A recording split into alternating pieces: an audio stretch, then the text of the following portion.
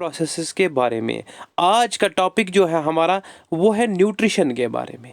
Nutrition के topic पर जाने से पहले मैं आपसे एक रिक्वेस्ट करना चाहता हूँ, जितने भी मेरे दोस्त ये लेक्चर देख रहे हैं और स्टडी कर रहे हैं, उनसे मेरी गुजारिश है कि इस वीडियो को ज़्यादा से ज़्यादा लाइक करें, शेयर करें और सब्सक्राइब करें। इससे हमारी क्या होती है, इंस्पायरेशन होती है और इससे ज़्यादा एनर्जेटिक्स में लेक्चर्स लाते रहेंगे आपके लिए। और आपने जितने भी JKSSB पोस्ट्स के लिए अप्लाई किया हुआ है, ये पोर्शन आपके लिए कॉमन रहने वाला है। इसलिए हमारे साथ बने रहे और प्रॉपर कंसंट्रेशन दें और प्रॉपर वक्त दें और इसी के साथ अपनी प्रिपरेशन में बहुत ज़्यादा योगदान दें और ताकि आप JKSSB के हर एग्ज़ाम में क्वालिफाई कर सकें। तो आज का जो चैप्टर हमारा है, आज का जो टॉपिक हमारा है वो है न्यूट्रिशन एंड इट्स टाइप्स। अब ये जो न्यूट्रिशन है, न्यूट्रिशन आया है न्यूट्रिएंट वर्ड से। असल में जो न्यूट्रिएंट्स होते हैं उन चीज़ों से मिल के बना हुआ होता है फूड। इसलिए मैंने आज के टॉपिक में डिस्कस किया है फूड एंड न्यूट्रिशन। सबसे पहले हम जानना चाहेंगे असल में फूड क्या होता है।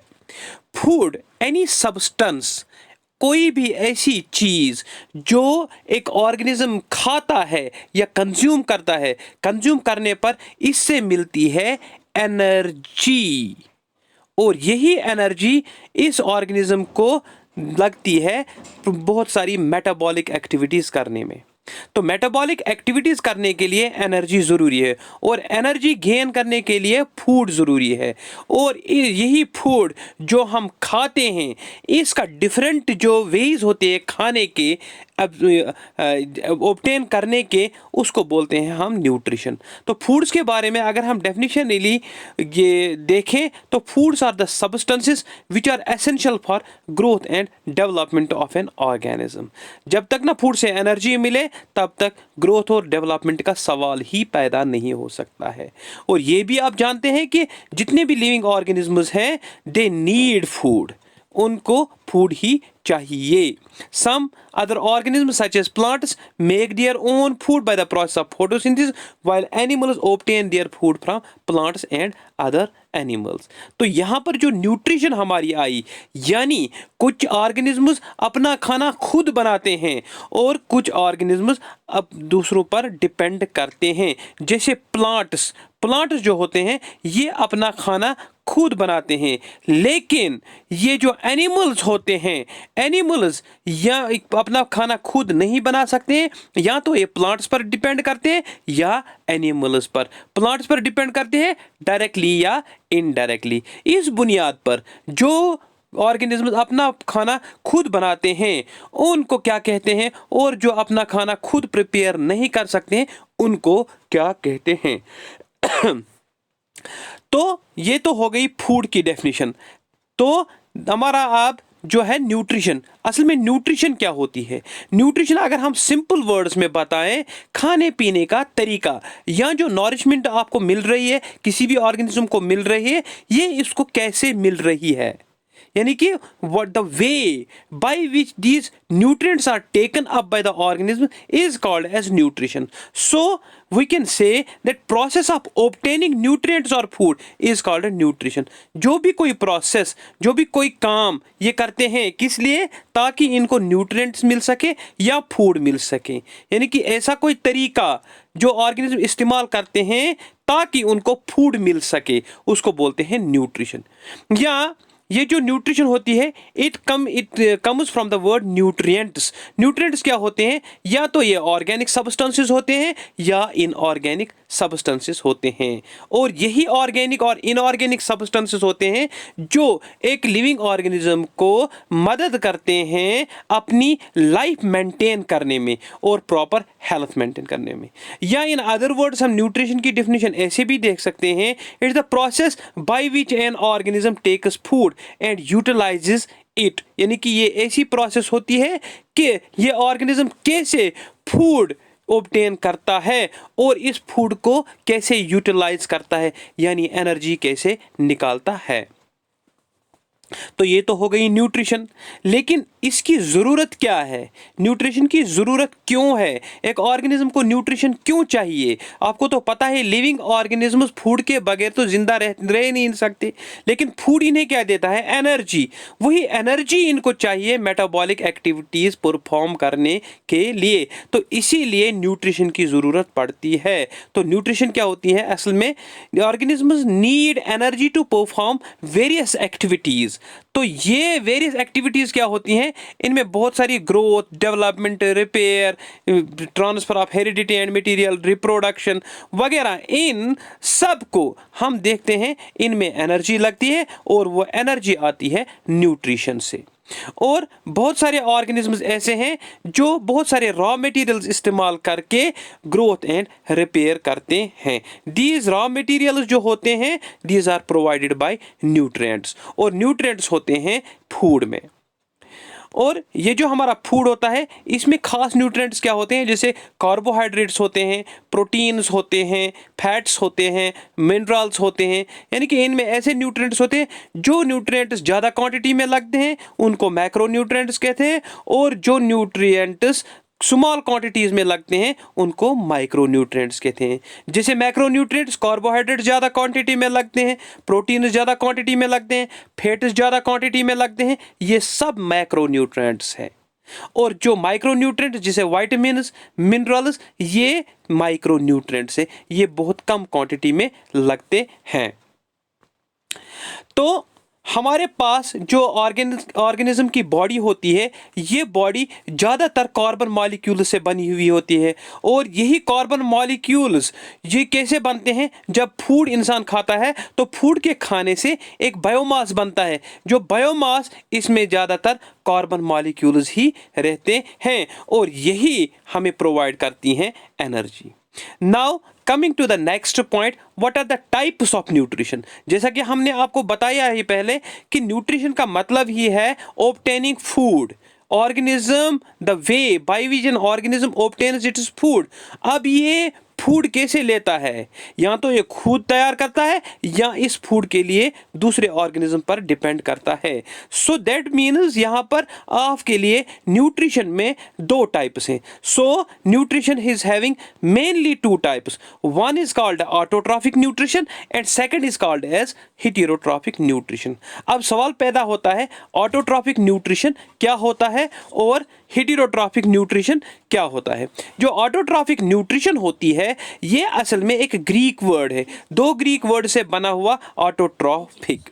ऑटो जो ग्रीक वर्ड है, इट मीन्स सेल्फ, यानी कि जो ऑर्गेनिज्म खुद सिंथेसिस करते हैं फूड की, यानी खुद बनाते हैं फूड, और ये डिपेंड नहीं करते हैं किसी और ऑर्गेनिज्म पर, इसको कहते हैं autotrophic nutrition. Auto means self, troph means nutrition, nourishment. तो जो ऑटोट्रॉफिक न्यूट्रिशन है, ये एक ऐसा मोड ऑफ न्यूट्रिशन है जिसमें एक ऑर्गेनिज्म प्रिपेयर करता है इसका अपना फूड, और इसको कहते हैं ऑटोट्रॉफिक न्यूट्रिशन। और जो ऑर्गेनिज्म ऑटोट्रॉफिक न्यूट्रिशन का इस्तेमाल करते हैं उनको बोलते हैं ऑटोट्रॉफ्स। जैसे आपके पास एक मैं एग्जांपल दूंगा, ग्रीन प्लांट्स। ग्रीन प्लांट्स जो है, ये दुनिया में एक यूनिक ऑर्गेनिज्म है जो अपना खाना खुद बनाते हैं, और यही खाना बन के दूसरों को प्रोवाइड कर सकते हैं। दूसरी बात जो है, बैक्टीरिया में से ब्लू ग्रीन अलगी, जिसको हम साइनोबैक्टीरिया भी कहते हैं, वो भी क्या करती है? यही ऑटोट्रॉफिक न्यूट्रिशन। और ऑटोट्रॉफिक न्यूट्रिशन जो होती है, या तो ये ऑटोट्रॉफिक न्यूट्रिशन सनलाइट की वजह से होती है, या किसी केमिकल रिएक्शन की वजह से होती है। अगर ये ऑटोट्रॉफिक न्यूट्रिशन सनलाइट की वजह से हो, यानी लाइट का इस्तेमाल हो, then this is called as photosynthesis या photosynthetic autotrophic nutrition. Autotrophic nutrition. अगर यही न्यूट्रिशन एक इस केमिकल रिएक्शन की वजह से हो, then it is called as the chemosynthesis. अब सवाल पैदा होता है, फोटोसिंथेसिस कौन करते हैं और केमोसिंथेसिस कौन करते हैं। जैसा कि आपको पता है कि ग्रीन प्लांट्स में एक पिगमेंट पाया जाता है जिसको बोलते हैं हम क्लोरोफिल। क्लोरोफिल रिसीव करता है सनलाइट और सनलाइट की वजह से यहाँ पर होती है फोटोसिंथेसिस, यानी कि कार्बोहाइड्रेट्स बनते हैं और यही कार्बोहाइड्रेट्स प्लांट के लिए भी मुफीद है, यानी फूड बनता है, और दूसरे ऑर्गेनिज्म के लिए भी फूड प्रोवाइड करता है। दूसरी बात जो कीमोसिंथेसिस है, कीमोसिंथेसिस में क्या होता है कि कुछ ऐसे ऑर्गेनिज्म जैसे बैक्टीरिया, वो ऑर्गेनिज्म्स क्या काम करते हैं, वो केमिकल रिएक्शंस का इस्तेमाल करते हैं और केमिकल रिएक्शंस की वजह से जो एनर्जी निकलती है वो एनर्जी इनको चाहिए और उसी को कहते हैं हम कीमोसिंथेसिस। इसमें आता है बैक्टीरिया। नाउ हम पहुंच गए अब दूसरे पार्ट पर जिसको हम बोलते हैं हेटेरोट्रॉफिक न्यूट्रिशन। जो हेटेरोट्रॉफिक न्यूट्रिशन है ये भी असल में एक ग्रीक वर्ड से ही निकला है, हेटेरोस और trophic. Heteros means actually the other and trophic means nourishment. और यहाँ पर हम इसको कैसे मतलब अंडरस्टैंड कर सकते हैं कि यहाँ पर ये जो हेटेरोट्रॉफिक न्यूट्रिशन है ये ऐसा मोड ऑफ न्यूट्रिशन है जिसमें एक ऑर्गेनिज्म जो अपना खाना खुद से तैयार नहीं कर सकता, लेकिन इसके लिए खाने के लिए इसको डिपेंड करना पड़ता है अदर ऑर्गेनिजम्स पर, अदर ऑर्गेनिज्म या ऑटोट्रॉफ्स पर। यानी कि the mode of nutrition in which an organism takes its food from other organism called heterotrophic nutrition. तो यहाँ पर ये देखने को मिलता है कि ये जो हेटेरोट्रॉफिक ऑर्गेनिजम्स होते हैं या तो ये ऑटोट्रॉफ्स पर डायरेक्टली डिपेंड करेंगे या इनडायरेक्टली डिपेंड करेंगे। जैसे मिसाल के तौर पर मैं आपको बताऊं ये इनडायरेक्टली डायरेक्टली क्या होता है कि अगर हम देखें ग्रीन प्लांट्स, इसको जब हम कहते हैं ग्रास बी, ग्रास फोटोसिंथेटिक है, ये खुद अपना खाना तैयार करती है। So these are autotrophs. इस घास को खाते हैं herbivore, suppose means cow, cow खाती है, this is herbivore. Cow directly depend करता है ऑटोट्रॉफ पर, लेकिन काउ को खाता है कार्निवोर्स, मुझे जैसे इंसान खाते हैं, ह्यूमन बींग्स खाते हैं, टाइगर खाता है। टाइगर तो कार्निवोर्स है, वो सिर्फ फ्लैश खाता है। ह्यूमन जो होते हैं दीज आर ओमनिवर्स। तो ओमनिवर्स में क्या फर्क है, वो घास भी खाता है, फ्लैश भी खाता है। सो टाइगर जो है ये डिपेंड करता है किस पर, काउ पर, काउ डिपेंड करता है ग्रास पर। So that mean tiger indirectly depend करता है ग्रास पर। सो यही बात इन्होंने यहाँ पर कही है कि these heterotrophic organisms can directly or indirectly depend upon the autotrophs. So the organisms directly or indirectly depend on autotrophs for food. For example, almost all animals directly or indirectly take food from plants. Animals which eat plants are called herbivores, while flesh eating animals are called carnivores. तो carnivores directly autotrophs पर depend नहीं होता है, वो indirectly होता है। अब आ गई कस्में, हेटेरोट्रॉफिक न्यूट्रिशन की कितनी कस्में हैं? इसकी भी 3 कस्में हैं, इसकी भी 3 कस्में हैं। सबसे पहली वाली सेप्रोट्रॉफिक न्यूट्रिशन, दूसरा वाला हमारे पास है होलोजाइक न्यूट्रिशन, तीसरा है पैरासिटिक न्यूट्रिशन। अब बात करते हैं saprophytic nutrition. It is also known as saprotrophic nutrition. Saprophytic nutrition, जो सेप्रोफिटिक न्यूट्रिशन है ये भी एक ग्रीक वर्ड आता है, इसको बोलते हैं sapros. Sapros means rotten, ROTTEN, rotten material, or we can say this is dead and decaying material. This is dead and decaying material. Dead and decaying material, food material, organic matter. तो इस पर जो organism जिंदा रहते हैं वो करते हैं काम, उनको बोलते हैं saprophytes. In saprophytic nutrition the organism secretes digestive enzyme. अगर मैं आपको यहाँ पर दिखाऊं कि ये ऑर्गेनिक मैटर यहाँ पर मैंने बनाया, एग्रीकल्चरल वेस्ट्स भी हो सकते हैं, कुछ डेड ऑर्गेनिज्म्स भी हो सकते हैं, डिकम्पोजिशन के लिए रहते हैं, और यहाँ पर इस पर ये ऑर्गेनिज्म है, दिस इज फंजाई। फंजे क्या काम करता है? फंजे अपने से निकालता है डाइजेस्टिव एंजाइम्स, उनको सिक्रीट करके ये डालता है इस ऑर्गेनिक मैटर पर। डाइजेस्टिव एंजाइम इस ऑर्गेनिक मैटर पर पड़ते ही ये ऑर्गेनिक मैटर डाइजेस्ट हो जाता है और जो डाइजेस्टेड मटेरियल है it gets absorbed by this plant. So यहाँ पर क्या होती है, यहाँ पर होती है external digestion. This is also called as decomposition. तो डिकम्पोजिशन, जो जितने भी डिकम्पोजिंग ऑर्गेनिजम्स होते हैं वो इस्तेमाल करते हैं सैप्रोफिटिक न्यूट्रिशन का। और आपको तो पता ही है कि बहुत सारे बायोलॉजिकल साइकिल्स होते हैं, जैसे कि कार्बन साइकिल होता है, फास्फोरस साइकिल होता है, वो इसी की वजह से पॉसिबल है, सैप्रोफिटिक न्यूट्रिशन की वजह से। जैसे मिसाल के तौर पर यहाँ पर digestion involves converting complex molecules into simple molecules so that they can be utilized by the organism. The digested food is then ingested by the organisms. All the decomposers follow saprophytic nutrition. जैसा कि मैंने आपको अभी बताया कि जितने भी decomposers हैं वो saprophytic nutrition का ही इस्तेमाल करते हैं। तो यहाँ पर saprotrophs क्या होते हैं, वो dead and decaying matter पर जिंदा रहते हैं। Decomposition of organic waste, this is an important process during various biogeochemical cycles. Many bacteria and all fungi follow saprotrophic mode of nutrition. तो यहाँ पर याद रखिए कुछ बैक्टीरिया भी और बहुत सारे फंजे ये न्यूट्रिशन इस्तेमाल करते हैं।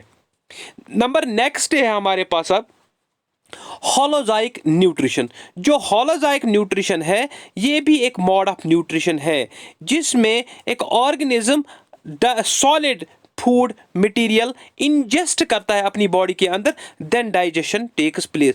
सैप्रोफिटिक में हमने पढ़ा था कि डाइजेस्टिव एंजाइम्स बाहर निकलकर बाहर डाइजेशन हो जाती है, लेकिन होलोजाइक में क्या होता है, फूड मटेरियल एक ऑर्गेनिज्म अपनी बॉडी के अंदर लेता है और वहां से इसकी डाइजेशन होती है और एनर्जी रिलीज होती है। तो in holozoic nutrition the digestion happens inside the body of an organism after the food is ingested. Ingested means inside the body. जैसे आप इनटेक फूड करते हो, एक ऑर्गेनिज्म इनटेक फूड करता है तो उसको बोलते हैं injection. Animals and protozoa follow this type of nutrition. जो प्रोटोजोआ होता है इसमें भी यही न्यूट्रिशन होती है, एनिमल्स में भी यही न्यूट्रिशन होती है और एम्यूबा में भी यही न्यूट्रिशन होती है। इसके बाद है लास्ट वाला आज का पार्ट जिसको बोलते हैं पैरासिटिक न्यूट्रिशन। तो पैरासिटिक न्यूट्रिशन क्या होती है, यह भी एक ऐसा मोड ऑफ न्यूट्रिशन है जिसमें जो ऑर्गेनिजम्स होते हैं, यानी यहाँ पर दो ऑर्गेनिजम्स का काम होता है, यानी एक ऑर्गेनिज्म दूसरे ऑर्गेनिज्म के ऊपर डिपेंड करता है, फीडिंग करता है। जैसे मैं यहाँ पर एक ऑर्गेनिज्म ए बनाता हूँ और दूसरा ऑर्गेनिज्म बी बनाता हूँ, और ये जो ए है it depends upon B and feeds upon B. ये ए अपना नॉरिशमेंट हासिल करता है बी से, हमेशा इसको नुकसान पहुंचा के। ए गेट्स बेनिफिट एंड ये जो बी होता है इट गेट्स हार्मड, यानी कि बी को नुकसान पहुंचता है, ए को ऑलवेज बेनिफिट मिलता है। तो जो the one which gets benefit यानी ए को बेनिफिट मिला, this is called as parasite. ये जो ए है this is called as parasite. A को मैं लिखता हूं parasite. The one which gets benefit is called as parasite and the one which gets harmed is called as host। ये याद रखना आप, पैरासाइट किसको कहते हैं और होस्ट किसको कहते हैं। तो अब यहाँ पर जो पैरासिटिक न्यूट्रिशन है, this is the association between the two organisms in which one gets benefit called the parasite and one gets harmed is called as host. अब देखते हैं जो पैरासाइट होते हैं ये दो टाइप्स के होते हैं। पैरासाइट्स दो टाइप्स के कैसे हो सकते हैं, या तो ये होस्ट की बॉडी के अंदर रहते हैं, होस्ट के बॉडी के अंदर रहते हैं, उनको बोलते हैं हम इंडोपैरासाइट्स।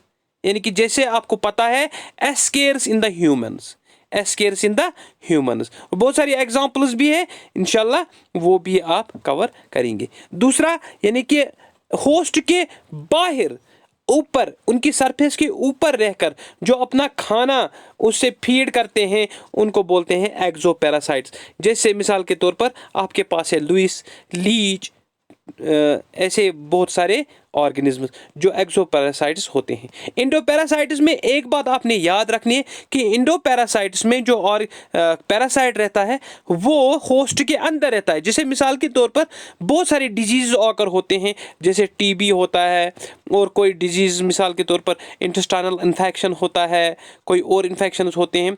जितने भी ये छोटे छोटे ऑर्गेनिज्म बॉडी के अंदर जाकर वहाँ पर इन्फेक्शंस ऑकर करते हैं, डिजीज ऑकर करते हैं, all those organisms which causes diseases inside the host, those are called as pathogens. उनको बोलते हैं pathogenic micro organism and all pathogens are endoparasites. तो आज के लेक्चर में हमने पढ़ा न्यूट्रिशन एंड इट्स टाइप्स। कल हम पढ़ेंगे न्यूट्रिएंट्स के बारे में, माइक्रोन्यूट्रिएंट्स एंड मैक्रोन्यूट्रिएंट्स के बारे में, और इनकी स्पेशलिटी क्या है, इनकी डेफिशिएंसी क्या होती है, इनमें कैसे ग्रेडिंग की जाती है। इंशाल्लाह ये कल। तब आज का लेक्चर इतना ही। इंशाल्लाह कल फिर से मिलेंगे लेक्चर नंबर 3 के साथ। तब तक आप मुझे इजाज़त दीजिए, लेकिन याद रहे जो भी इस वीडियो को देख रहा है please like, share and subscribe ज़रूर कीजिए। जब ये टॉपिक ख़त्म होगा इसके बाद में एक MCQ की सीरीज़ आएगी और वो MCQs बिल्कुल JK SSB ने जैसे निकाले हैं वैसे ही होंगे और आपको उनका भी एग्जामिन करवाएंगे। Thank you very much. Have a nice journey of life.